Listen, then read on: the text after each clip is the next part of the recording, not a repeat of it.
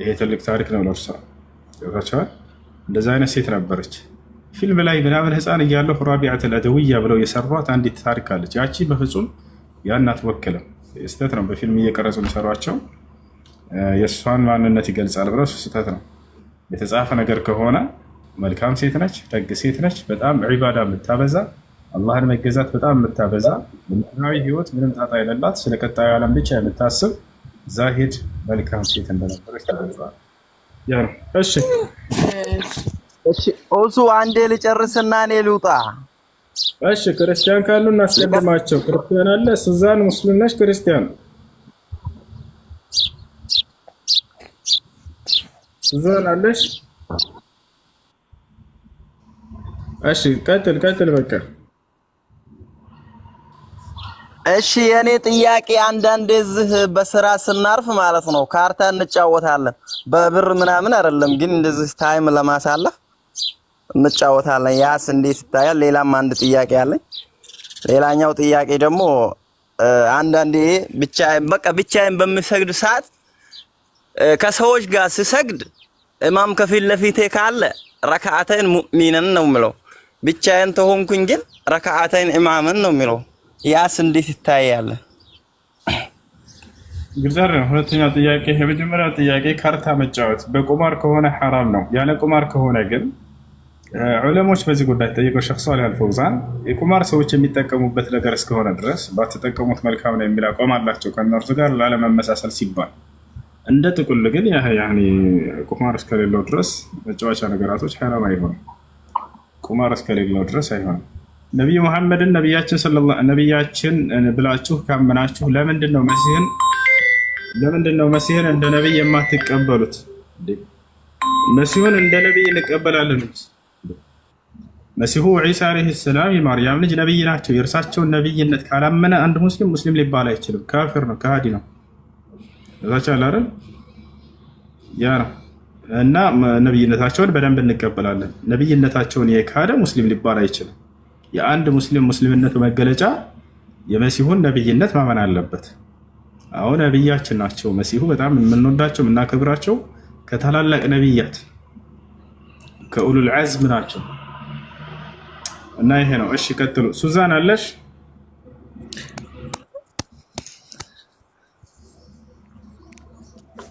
ሱዛን ይሰማል?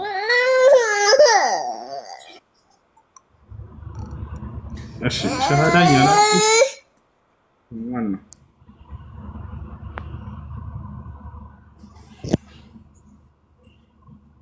ሰላም አለይኩም። ሄሎ ሰላም፣ እንዴት ነሽ? አለን። አማን ነው? ጥያቄ ነበረኝ።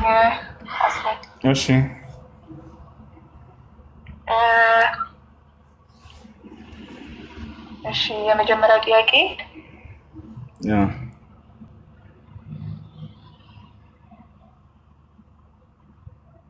አይ ቲንክ በላይቭ ላውራ አይደል? ልዝጋው።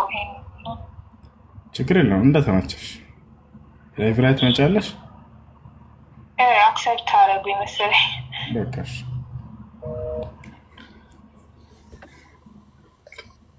እሺ ሀይሚ መጣሽ?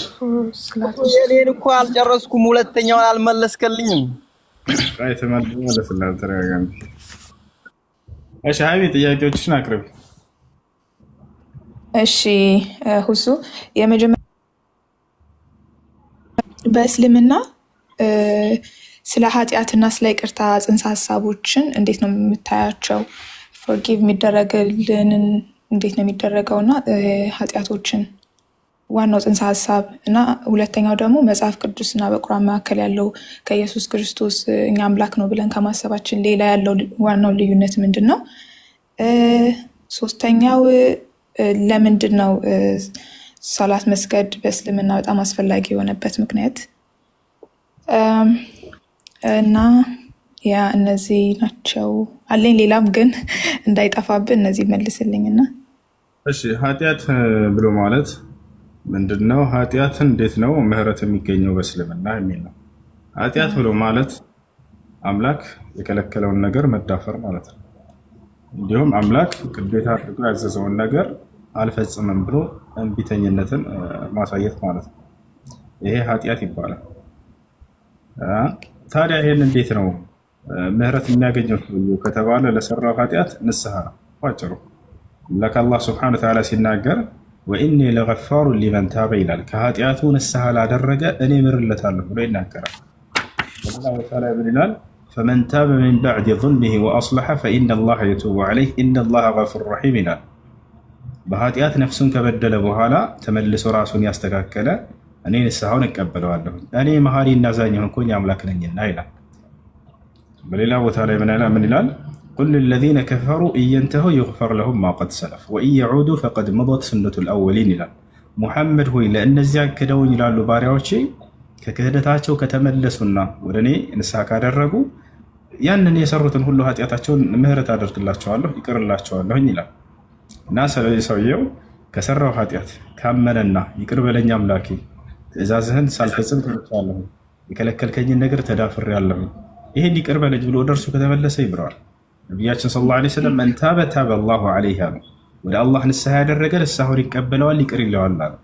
ኢነላሀ የቅበሉ ተውበተል ዐብዲ ማ ለም ዩገርግር አሉ። ሰውየው ሞት ላይ እስካልደረሰ ድረስ ወደ አላህ የሚያደርገውን ንስሐ አላህ ንስሐውን ይቀበለዋል ይቅር ይለዋል ብለው ተናግረዋል። ይሄ ነው። ሁለተኛው የነበረው ለምንድን ነው 5 ጊዜ ሰላት መስገድ በእስልምና በጣም አስፈላጊ የሆነው?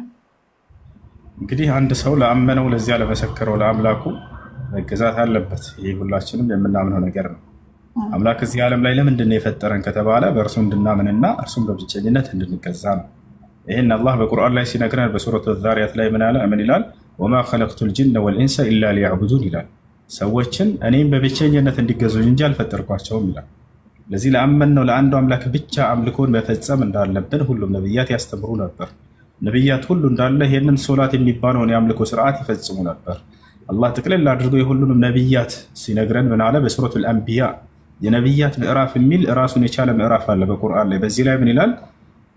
ወአውሐይና ኢለይሂም ፊዕለል ኸይራት ወኢቃመስ ሶላህ ወኢታእ ዘካት ይላል። ወደ እነዚህ ወደ ነብያቶችም ሶላትን ስገዱ የሚልን ትእዛዝ አወረድኩላቸው እያለ ይናገራል። በተናጠል ለነብያቶች ያዘዛቸውንም ለናሙናነት ያክል ጠቅሶልናል።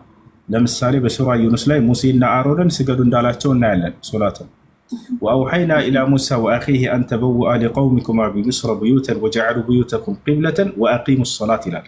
ወደ ሙሴና ወደ አሮንም ሶላትን ለእኔ ስገዱ ብዬ አዘዝኳቸው ይላል። መሲሁ ቀጥታ ቃል በቃል እንድሰግድ አዞኛል አምላክ አላህ ሶላትን ይላል። ቃለ ኢኒ ዐብዱላሂ አታኒየል ኪታብ ወጀዐለኒ ነቢያ ወጀዐለኒ ሙባረከን አይነማ ኩንቱ ወአውሳኒ ቢሶላቲ ወዘካቲ ማ ዱምቱ ሐያ። መሲሁ ምን አለ? አምላክ አላህ ሶላትን እንድሰግድለት አዞኛል እያለ ይናገራል። ነቢዩ ሙሐመድን ሰለላሁ ዐለይሂ ወሰለም ያዛቸዋል አላህ ኢና አዕጠይናከል ከውሰር ፈሰሊ ሊረቢከ ወንሐር ኢነ ሻኒአከ ሁወል አብተር። ፈሰሊ ሊረቢከ ይላል፣ ለእኔ ለጌታህ ለአላህ ብቻ ስገድ ሙሐመድ ይላቸዋል። አብርሃም ይሰግድ ነበር። ረቢ ጅዐልኒ ሙቂመ ሰላቲ ወሚን ዙርየቲ ይላል። ኢስማዒል ይሰግድ ነበር። ወዝኩር ፊል ኪታቢ ኢስማዒል ኢነሁ ካነ ሳዲቀል ወዕድ ወካነ ረሱለን ነቢያ ወካነ የእሙሩ አህለሁ ቢሶላቲ። ዘከርያ ይሰግድ ነበር። ፈናደትሁል መላኢከቱ ወሁወ ቃኢሙን ዩሰሊ ፊል ሚሕራብ። ዘከርያ እየሰገደ ይለናል አላህ። ማርያም ትሰግድ ነበር። ያ መርየም ቁኑቲ ሊረቢኪ ወስጁዲ ወርከዒ መዐ ራኪዒን፣ አንቺ ማርያም ሆይ ስገጂ እያለ መልአኩ ገብርኤል ከአላህ ዘንድ ተልኮ ይህን ትእዛዝ አስተላልፎላታል። ቀደምት ነቢያትና መልካሞች ሁሉ እንዳለ ለአምላክ ለአላህ ብቻ ይሰግዱ ነበር። ለእርሱ ብቻ ይገዛሉ፣ እርሱንም ብቻ ይሰግዱለታል። ይህንን ታዘዝን እኛ። ወኢነላሀ አመረ ልሙእሚኒን ቢማ አመረ ቢሂል ሙርሰሊን አሉ። ነቢ ሰለላሁ ዐለይሂ ወሰለም ምን አሉ? ቀደምት ነቢያትን ያዘዘበትንም ትእዛዝ እናንተንም ዛሬ አዟችኋል አላህ ብለው ነገሩን። ስለዚህ ሶላትን ስገዱ ብለው እየተናገሩ እያለ ማለት ነው። መልአኩ ገብርኤል መጥቶ ካሰገዳቸው በኋላ ሙሐመድ ሆይ አላቸው፣ ይህ ለአንተና ለትውልድህ እንድትሰግዱበት የታዘዛችሁበት ጊዜ ነው። ለቀደምት ነቢያትም እንዲሁ በዚህ ጊዜ ነበር የሚሰግዱት ብሎ ሁሉ ነገራቸው። በቀደምት ነቢያት መንገድ ላይ ነው ቁጭ አደረገና አምላክ አላህ ሱብሓነሁ ወተዓላ። ይሄ ነው። እሺ 5 መሆኑና የሰዓቱ ልዩነት ሌላ ትርጉም አለው ወይስ ሰዓታችሁ የተለያየ ሰዓት መሆኑ በእያንዳንዱ ሰዓት ልዩነት ያለው ምክንያት አላችሁ? እንግዲህ መጀመሪያ ላይ እና ደግሞ 5 የሆነበትም ስፔሲፊክ ምክንያት የለውም። ልነግርሽ ወደ እሱ ልመጣ ነው። መጀመሪያ ላይ የታዘዘው 50 ሶላት ነበር በቀንም በሌሊትም በቃ ቀኑንም ሌሊቱም እንዲሰገድ ዘንድ ማለት ነው። ነገር ግን አምላክ አላህ ሱብሓነሁ ወተዓላ ይሄን ለነብዩ ሰለላሁ ዐለይሂ ወሰለም ቀነሰላቸው። 5 እያደረገ የቀነሰ መጨረሻ ላይ 5 አዘዛቸው። ይሄ ትእዛዝ በቀጥታ ነው የሰጣቸው። በነገራችን ላይ 7ቱን ሰማይ አርገው ሄደው ነብዩ ሰለላሁ ዐለይሂ ወሰለም አላህ በቀጥታ በቀን እና በሌሊት በአንተና በትውልዶች ላይ 50 ሶላት ግዴታ አድርጌያለሁ ሲላቸው ያ ረቢ ኸፊፍ አን ኡመቲ አሉት። ጌታዬ አላህ ሆይ ቀጥታ ቃል በቃል እያናገሩት ማለት ነው እያናገራቸው እሱ ሙሐመድ ሆይ ያለ ስማቸውን እየጠራ እርሳቸውም አቤቱ ጌታዬ ሆይ እያሉ ተቻላረን። ከዚያ በኋላ ቀንስልኝ ከትውልዶቼ ብለው ለመኑት። 5 እየቀነሰ መጨረሻ ላይ 5 ብቻ አስቀረላቸው። አሁን ቀኑንም ሌሊቱን ሙሉ እንድንሰግድ ነበር የታዘዘው። ነገር ግን አላህ ምን አደረገ? በቃ እነዚህን በቀኑንም ሌሊቱም አትችሉምና ብሎ ቀነሰልንና ከቀንም ከሌሊትም የተወሰኑ እንዲሆን ወሰነ። ከሌሊት ሶላቶች መግሪብ አለች፣ ዒሻ አለ፣ ሱብሕ አለ። ከቀን ደግሞ ዙህርና ዓስርን አጠቃለለን። በቀንም በሌሊትም እኔን ተገዙ እያለ ያዝ ነበር ቀደምት ነብያቶችን። አሁንም ቀደምት ነብያቶች ልክ በዚሁ ልክ እንደሚሰግዱ መልአኩ ገብርኤል ራሱ ነግሯቸዋል ለነብዩ ሰለላሁ ዐለይሂ ወሰለም ሙሐመድ ሆይ ይህ ሶላት ጊዜ በአንተና በትውልዶችህም ላይ በቀደምት ነብያትም ላይ ተደንግጎ የነበረው የሶላት ጊዜ ነው አለ። እሺ ኦኬ እሺ ተመልሶልኛል። ሌላኛው ደግሞ ሳነብ ያየሁት ሜን ፕራክቲስ የሚባሉት 5 አለ በእናንተ ሻሃዳ መያዝ የመጀመሪያው፣ ሰላ መስገድ፣ ከዛ ዘካ መስጠት፣ ሰዋን ወይም ፋስቲንግ ማድረግ ነው እና ሀጅ ማድረግ ነው እና የመጨረሻ አልገባኝ ለምንድን ነው መካ መሄድ ያለባችሁና እዛስ ምን ይደረጋል? ምንድን ነው የሚደረገው? መልካም እንግዲህ እስልምና በ5 ዋና ዋና መሰረቶች የተመሰረተ ሃይማኖት ነው የሚለው ላይ ነው። ቃለ ነቢዩ ሰለላሁ ዐለይሂ ወሰለም ቡኒየ ልእስላም ዐላ 5 ሸሃደት አን ላ ኢላሃ ኢለላህ ወአኒ ረሱሉላህ ወኢቃም ሰላህ ወኢታእ ዘካ ወሰውም ረመዳን ወሐጅ በይቲላህ ልሐራም መን ስተጣዐ ኢለይሂ ሰቢላ የሚለው ነው። እስልምና በ5 ዋና ዋና መሰረቶች ላይ የተመሰረተ ሃይማኖት ነው። የመጀመሪያው ምንድን ነው? ከአንዱ ከአላህ በስተቀር በእውነት የሚመለክ ሌላ አምላክ የለም ብሎ መመስከር፣ እንዲሁም በዘመኑ የተላከውን ነቢይ እንደ ነቢይ መቀበል። በመሲሁ ዘመን ከሆነ መሲሁን ነቢይ አድርጎ ይቀበላል። በሙሴ ከሆነ ሙሴን ነቢይ አድርጎ ይቀበላል። በዚህ ዘመን ከሆነ ደግሞ ነቢዩ ሙሐመድ ሰለላሁ ዐለይሂ ወሰለም እንደ ነቢይ አድርጎ ይቀበላል። ከዚያ በመቀጠል ለዚህ ላመን ነው ለአንዱ ለአምላክ ለአላህ ብቻ መስገድ የሚለው ነው ሶላት ነው። ሁለተኛ ከእርሱ ውጭ ለሌላ ለማንም አካል መስገድ አይቻልም። ሶስተኛው ምንድነው? ዘካን መስጠት። ዘካ ማለት ምጽዋት ማለት ነው። አመታዊ ምጽዋት ለድሃዎች መስጠት። አያቸው አምላክ አላህ ሱብሓነሁ ወተዓላ በእኔ እመኑ ካለ በኋላ ለእኔ ብቻ ተገዙ ካለ በኋላ ድሃዎችን መርዳትን ሶስተኛው መንገድ ላይ ነው ያደረገው። ሶስተኛው መሰረት ላይ ነው ያደረገው። ሙስሊም ለጌታው ለአላህ መገዛት ብቻ ሳይሆን ካጠገቡ ያሉት ድሃዎችንም ማስታወስ እንዳለበት አላህ ሱብሓነሁ ወተዓላ ሶስተኛ መሰረት አድርጎታል። ወአቱ ዘካ ዘካንም ስጡ አለ። ከዚያ በመቀጠል ምንድነው? ጾም መጾም ነው። በአመት 1 ወር ጾሙ ብሎ አላህ ሱብሓነሁ ወተዓላ አዞናል። ልክ እንዲሁ አምስተኛው ምንድነው? ሐጅ ማድረግ የሚለው ነው። ለመካ ሐጅ ማድረግ። ለምን ያን ቦታ አላህ ሱብሓነሁ ወተዓላ መረጠው? ለምንድን ነው እዛ የሚሰራው ወደሚለው እንግዲህ አምላክ ካዕባ የተሰራበት ዓላማ ምንድን ነው ወደሚለው ስንመጣ ጊዜ ካዕባ በአምላክ ትእዛዝ በነቢያቶች እጅ ለሁለት ታላላቅ ዓላማ የተሰራ ቤተ አምልኮ ነው። ማነው አዛዡ? አምላክ አላህ ሱብሓነሁ ወተዓላ ራሱ። የታዘዙት ማን ናቸው? በየጊዜው ነብያቶች ይታዘዛሉ። መጀመሪያ አደም ሰርቶታል። ከዚያ መቀጠል አብርሃምና ኢስማኤልን ቃል ኪዳን አላህ ያዘባቸው። በሱረቱል በቀራ ላይ ሲነግረን ምን አለ?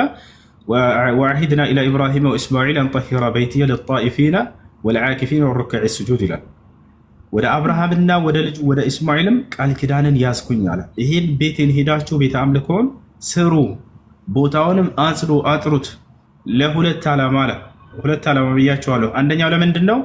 ሊጣኢፊና ጠዋፍ ለሚያደርጉ ወይም ሐጅ ለሚያደርጉ ብሎ ተናገረ፣ ለሐጅ ዓላማ ይሆን ዘንድ። ሁለተኛ ደግሞ ወልቃኢሚን በእርሱ ቁመው ለሚሰግዱ ሰዎች አቅጣጫ እንዲሆን ዘንድ። አያችሁ፣ ለሁለት ዓላማ ነው። አንደኛ ሐጅ መስሪያ፣ ሁለተኛ ደግሞ አቅጣጫ እንዲሆን ዘንድ ነው፣ የሶላት አቅጣጫ እና ለዚህ ዓላማ ነው የተሰራው። ታዲያ አብርሃም ምን አደረገ ከተባለ እዛው ገጹ ላይ ቀጥሎ ቀጣዩ ገጽ የመጀመሪያው ላይ ምን ይላል? ወኢዝ የርፈዑ ኢብራሂሙ ልቀዋዒደ ሚነል በይቲ ወኢስማዒል ይላል። አብርሃምና ልጁ ኢስማዒልም የኔን ቃል ኪዳን በመያዝ የቤቱን መሰረት አንስተው በሰሩ ጊዜ አለ ሰሩ ሁለታቸው ገብታችኋል አይደል? አብርሃም ያንን ከሰራ በኋላ ምን ታዘዘ? ወአዚን ፊናስ ቢልሐጅ አለው። አብርሃም ሆይ ሰዎች ሁሉ አሁን ደግሞ ወደዚህ ቦታ መጥተው ሐጅ እንዳደርጉ እዘዝ አለው። ነቢያቶች ሁሉ የታዘዙበት ትእዛዝ ነው። ያንን ይታዘዛሉ። ወአዚን ፊናስ ቢልሐጅ ወሊየጠወፉ ቢልበይት ልዓቲቅ ከሐጁም ስነ ስርዓት መካከል ይሄን ጥንታዊ ቤትም ይዙሩ። በዚያም ላይ 7 ጠጠር መወርወር ምናምን እንደዚህ አይነት ነገራቶች አሉ። ሶላት መስገድ አለ በዚያ ላይ። ለምንድነው ጠጠሩ ቢወረወረው ወደሚለው ስንመጣ ጊዜ 7 ጊዜ ለምን ተፈለገ? ለምንድነው ጠጠር ቢወረወረው በዚያ ተራራ ነው? አብርሃም ልጁን ኢስማኤልን ለእርድ እንዲያቀርብ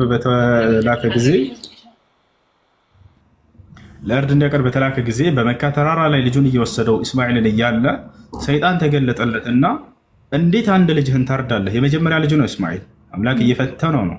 በስተርጅና ያገኘኸውን ልጅ፣ በስንት መከራ ያገኘኸውን ልጅ ታርዳለህ? የአምላክ ትእዛዝ ነው ብለህ ዘርህ ይቋርጣል። አብርሃም አታድርግ እያለ ይፈታተነዋል ሰይጣን። ከአምላክ ትእዛዝ ላይ ያስመልሰው ነው።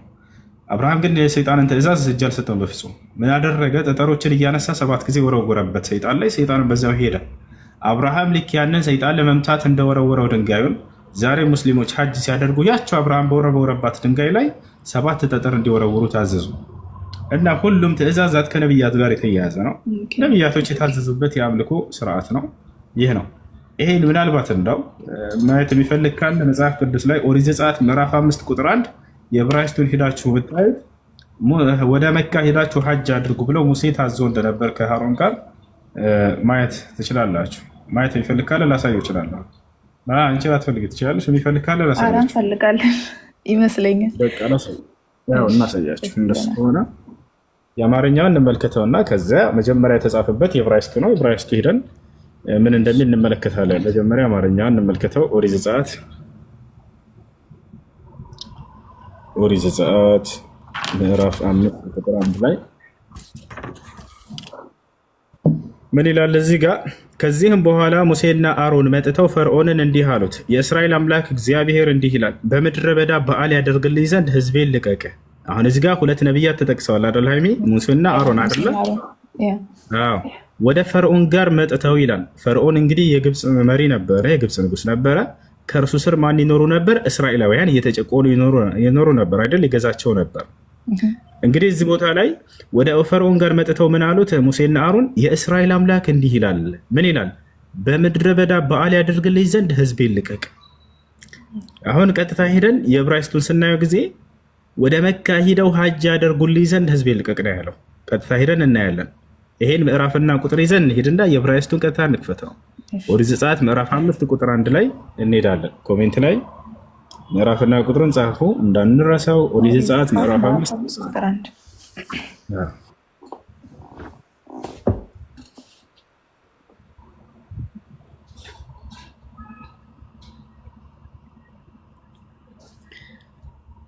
እሺ።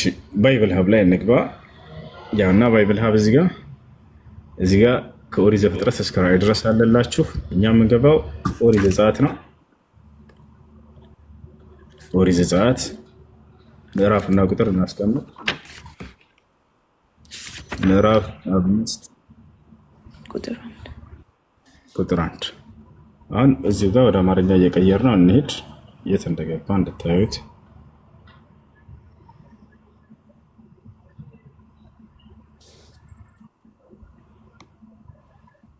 ያው ዘጸአት 5:1 ይላል አይደለ?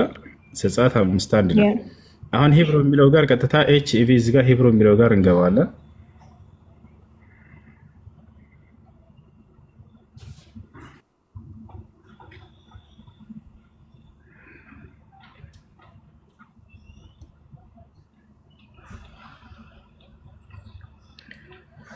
ዳታ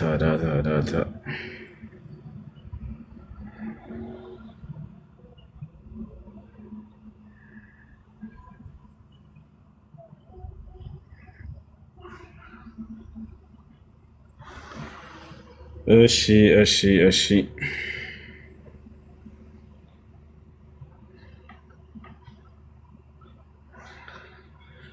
ኔትወርክ አስቸጋሪ ነው። እስኪ እንደገና እንሞክረው።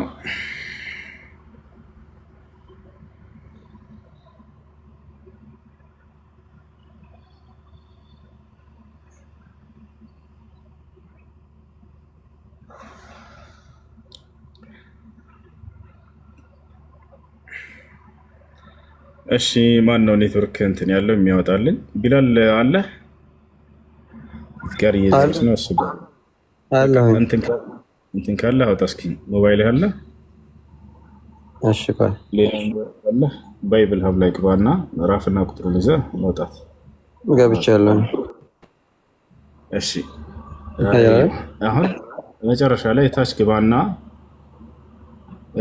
እታች ቆይ አይዋ 2287 የምትለውን ቁጥሩን ተጫነው። ቁጥሩን ያውና ከታች ቁጥሩን ተጫነው 2287 ከዚህ ከታች ያውና ከላይ 2287 ያውና ታያ ከታች መጨረሻ ላይ ቁጥሩን ተጫነው። አይዋ አሁን እዚሁ ጋር ያለው ወደ አማርኛ ቀይረው ትችላለህ። እዚያ ሶስቶችን ሰረዝ ከላይ ሶስቷን ሰረዝ ተጫናትና የለም ታብሌቱ ላይ የሚቀይረው አይመስለኝም። እስኪ ለምትራይ የሚቀይረው እሱ አማሪክ በቃ አውጥቶልኛል። ችግር የለውም። በቃ ኦኬ። ይሄ ታብሌቱ አይቀይርም። በቃ እዚህ ጋር ይቀይራል። እዚሁ ጋር ያለ እንትን ይለዋል። ያውና ኦሪት ዘጸአት ምዕራፍ 5 ቁጥር 1 አይደል?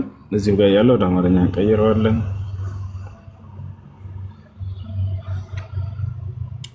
እሺ ዘጸአት 5:1 ወደ ትይዩ ዕብራይስጥ ሂድ ይላል። እንሄዳለን። እዚህ ጋር ያውና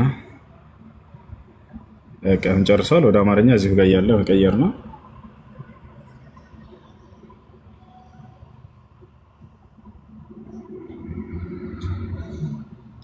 ያውና ምን ይላል ይታይሻል? የሐጅ ጉዞ ለማድረግ ይላል። የሐጅ ጉዞ ለማድረግ ወይንም የሐጅ ማድረግ ይላል። ይሄ ሐጅ ወዴት ነው የሚደረገው? እዚያው ወረድ ብለን ስናየው ያው ወደ መካ ሐጅ አድርግ ይላል። የታዘዙት የነበረው ምንድነው? ወደ መካ ሐጅ አድርግ የሚል ትዕዛዝ ነበር። ወደ መካ ሐጅ አድርግ። ኦሪት ዘጸአት ምዕራፍ 5 ቁጥር 1 ላይ እንዴት ነው ሰውን ከሀገርህ ወጥተህ ወደ ምድረ በዳ ሄደህ በዓል አክብር ሊባል የሚችለው? ሲጀመር በዓል የሚያከብረው ሰው በዚያው ባለበት በሚኖርበት ሀገሩ ነው። በረሃ ላይ ሄደህ በዓል አክብር የማይሆን ትርጉም ነው ራሱ። እና እዚህ ጋር በቃል ያና ወደ መካ ሄደህ ሐጅ አድርግ የሚል ትዕዛዝ ነበር ይመጣላቸው። እሺ እና ነብዩ መሐመድ ሰለላሁ ዐለይሂ ወሰለም ምን ይላሉ መሰለሽ? ማ ሚን ነቢይን ኢላ ወቀድ ሐጀል በይት አሉ። ማንም ነብይ የለም ወደ መካ ሄዶ ሐጅ አደረገ ቢሆን እንጂ ብለው ነግረውን ነበር።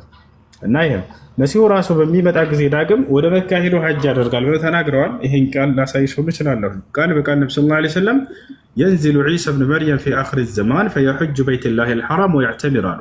የማርያም ልጅ መሲሁ ክርስቶስ የዓለም ፍጻሜ ከመድረሱ በፊት ወደ ምድር ይወርዳል፣ ወደ መካም በመሄድ ሐጅ ያደርጋል ብለው ይናገራሉ። ሐጅ ያደርጋል ብለው ይናገራሉ። እሺ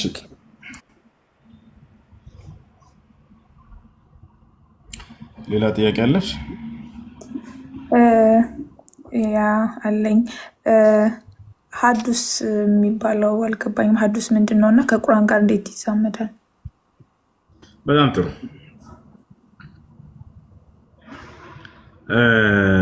ነቢያችን ሰለላሁ ዐለይሂ ወሰለም እሺ ቁርአን እና ሐዲስ ቁርአን ቃሉም መልእክቱም ከአላህ ዘንድ የመጣ መለኮታዊ ራእይ ሲሆን ሐዲስ መልእክቱ ከአላህ ዘንድ ቃሉን ግን አላህ ሳይሆን ነቢዩ ሙሐመድ ሰለላሁ ዐለይሂ ወሰለም እንዲናገሩት የተደረገ መለኮታዊ ራእይ ነው።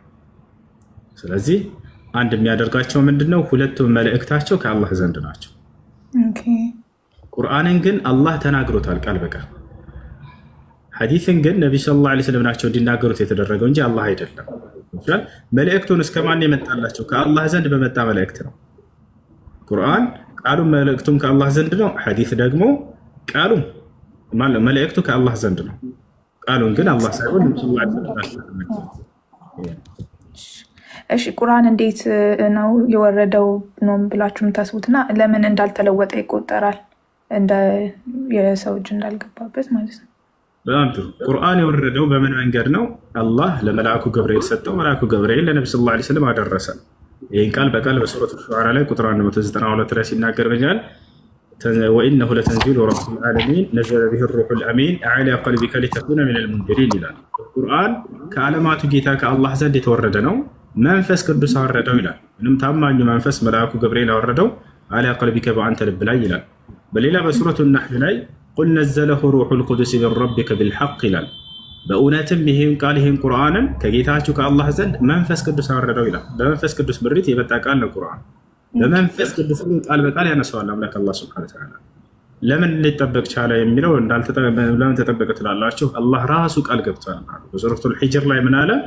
ኢና ነሕኑ ነዘልና ዚክረ ወኢና ለሁ ለሓፊዙን ይላል። ይህን ቁርአን እኔ ራሴ እንዳወረድኩት እኔ ራሴ ጠብቀዋለሁኝ ብሎ የጥበቃ ዋስትናውን ራሱ ወሰደ። ፈጣሪ ጠብቀዋለሁ ካለ ፍጡር በፈጣሪ ቃል ላይ በፍጹም ምንም አይነት ስልጣን ሊኖረው አይችልም። የጥበቃ ዋስትናውን ለሰዎች ቢሰጣቸው ኑሮ የዛኔ ሰዎች ላይጠብቁ ይችላሉ።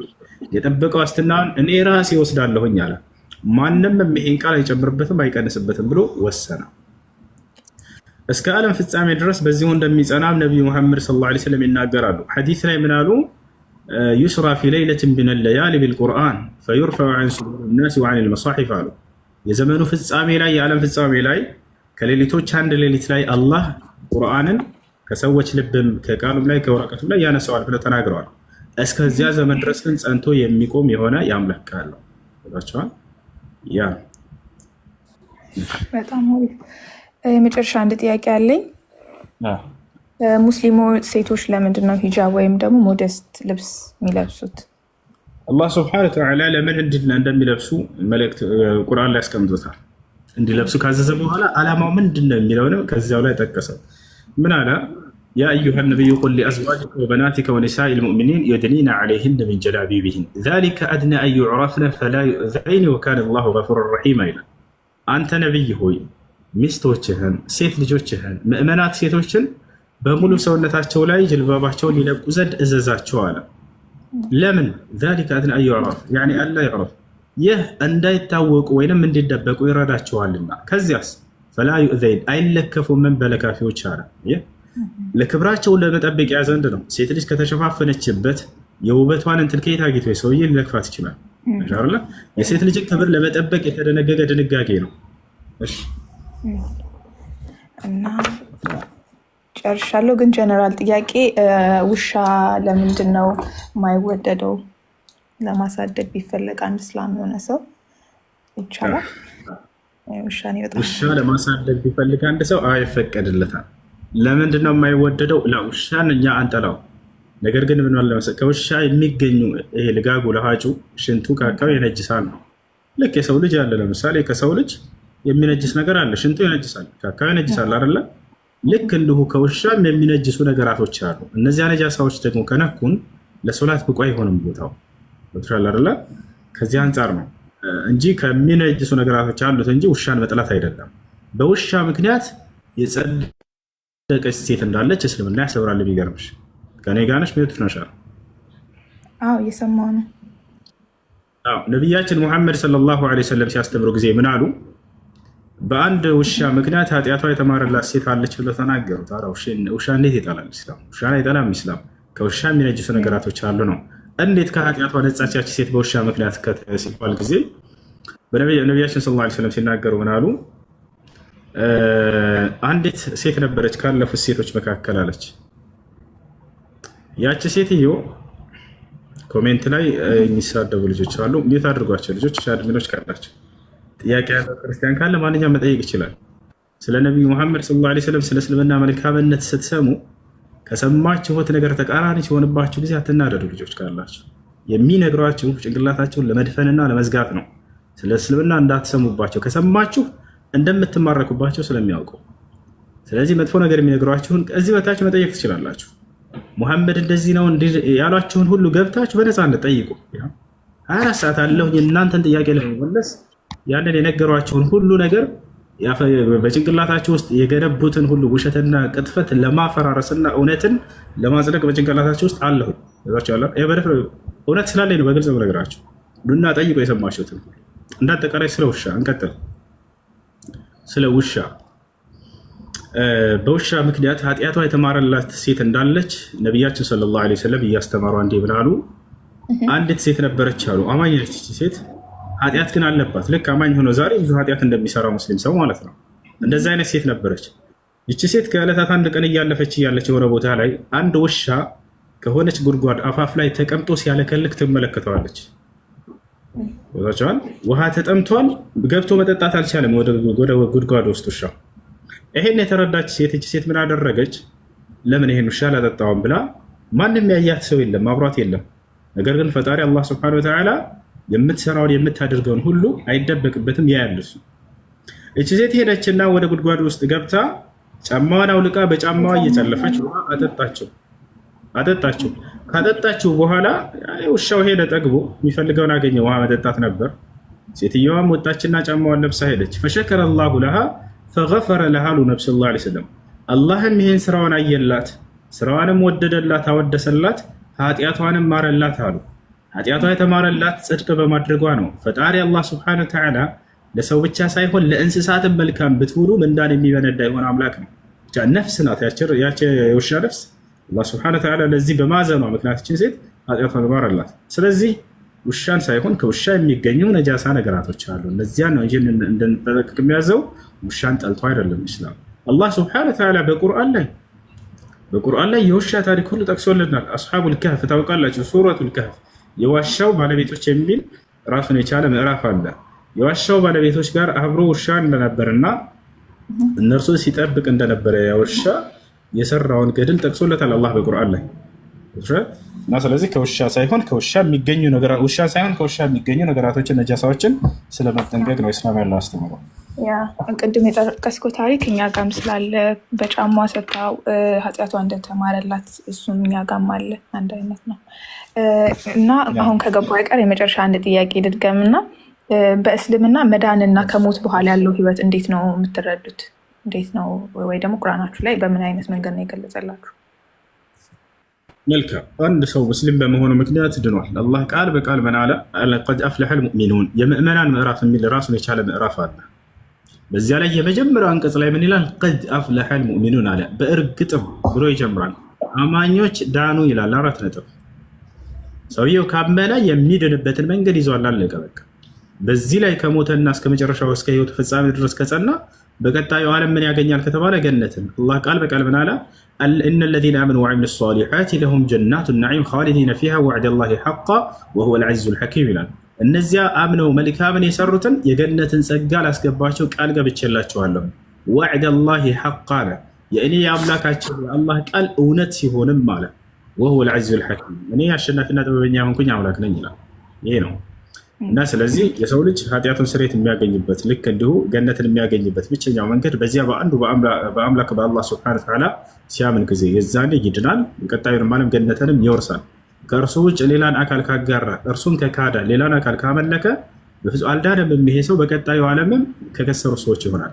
መሲሁ ከተናገረው ትምህርት ልንገራችሁ وقال المسيح يا بني إسرائيل اعبدوا الله ربي وربكم إنه من يشرك بالله فقد حرم الله عليه الجنة ومأواه النار وما للظالمين من أنصار له بسورة المائدة ላይ አላህ በቁርአን ላይ የነብያትን ሁሉ አስተምሮ እንዳለ ገልጾልናል መሲሁ ምን እንዳስተማረ ማን እንደሚድን ማን እንደማይድን የተናገረበት የመሲሁ ቃል ነው አሁን መነግራችሁ وقال المسيح ይላል መሲሁም የማርያም ልጅ እንዲህ ብሎ አስተማረ ምን አለ ያ በኒ እስራኤል አላቸው እናንተ የእስራኤል ልጆች ሆይ اعبدوا الله ربي وربكم የእኔንም የእናንተንም ጌታ የሆነውን አላህን ተገዙ ይሄ ነው የሚያድነው ቀጥሎ ምን አላቸው إنه من يشرك بالله فقد حرم الله عليه الجنة አላቸው ማን እንደማይድን በቀጣዩ ዓለም ገለጸላቸው እነሆ በአላህ ላይ ሌላን አካል ያመለከ ሌላን አካል ያጋራ አላህ ገነትን በእርሱ ላይ እርም አድርጎበታል ታዲያ ወዴት ነው የሚሄደው ومأواه النار መመለሻው ግን እሳት ነች ገሃነም ነች ለዚህ ሰው አለ የመሲሁን አስተምህሮ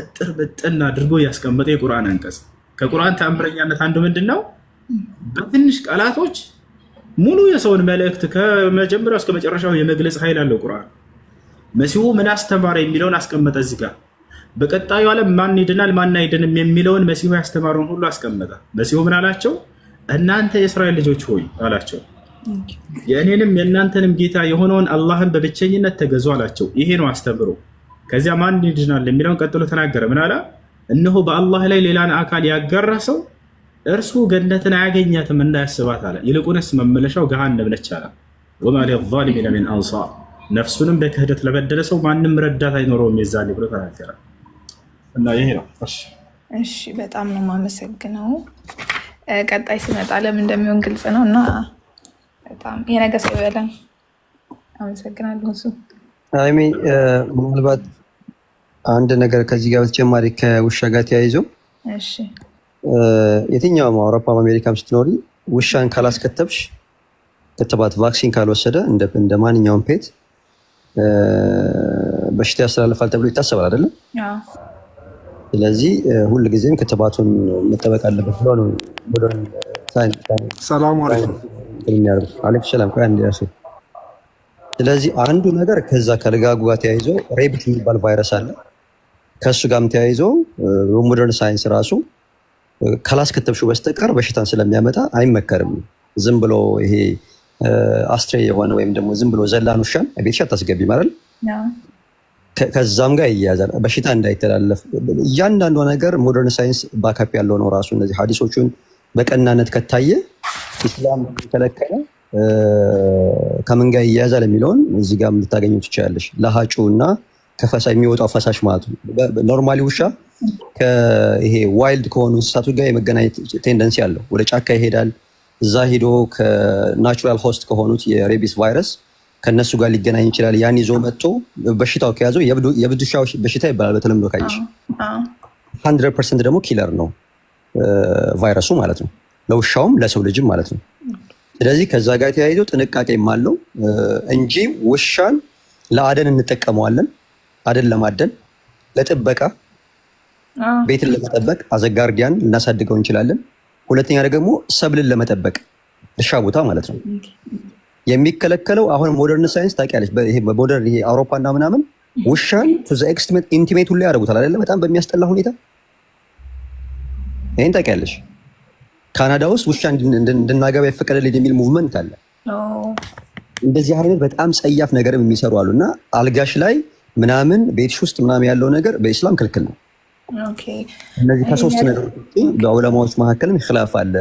ቤት ማሳደግ ምናምን የሚባለው ነገር ራሱ ማለት ነው ከሶስቱ ምክንያቶች አንድ ለአደን አሁን ለምሳሌ ለትልልቅ ወንጀለኞችን ምርመራ እንትኑ ታውቂያለሽ፣ ኦሊፋክተሪ ነርቭ በጣም ሻርፕ ነው 100% እና ይሄ ለክሪሚናል እንትን ራሱ ይጠቀሙታል።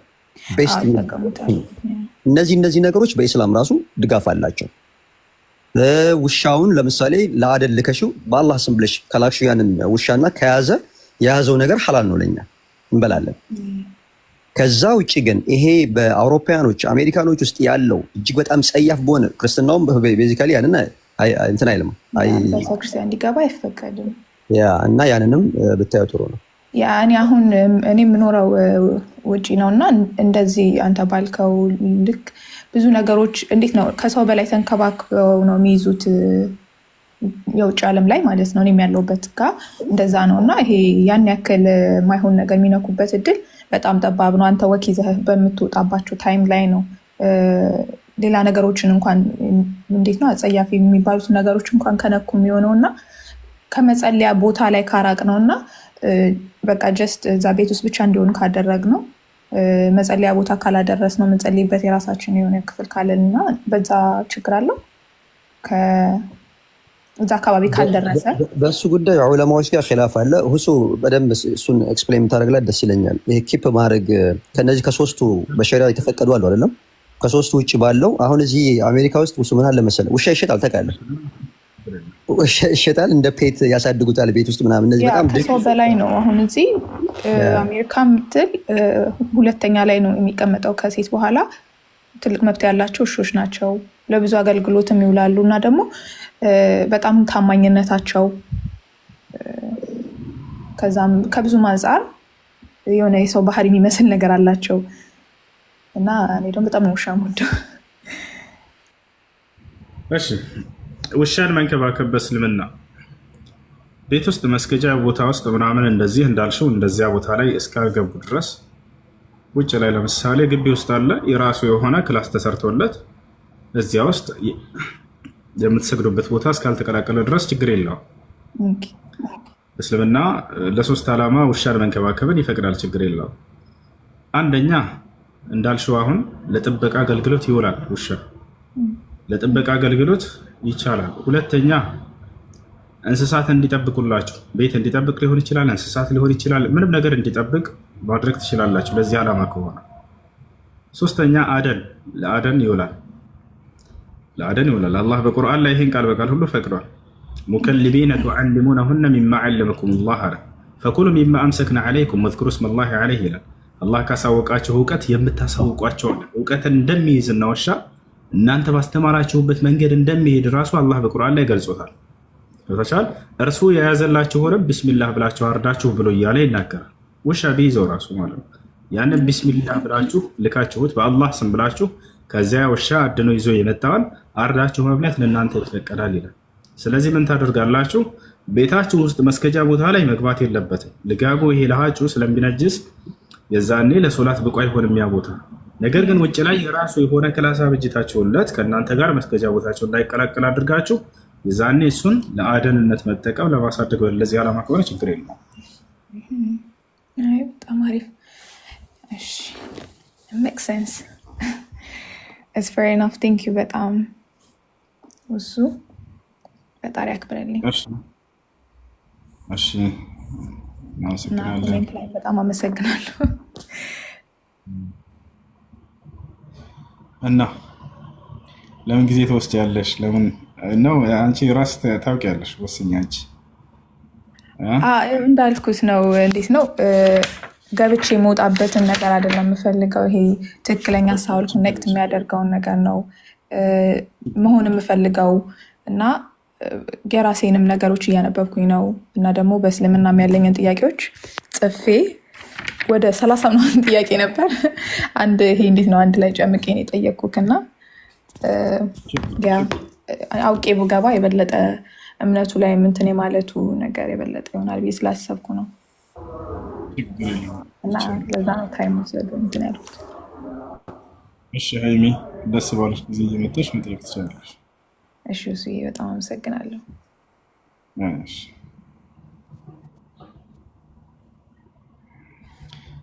እሺ ጥያቄ ያለው መቀጠል ይችላል።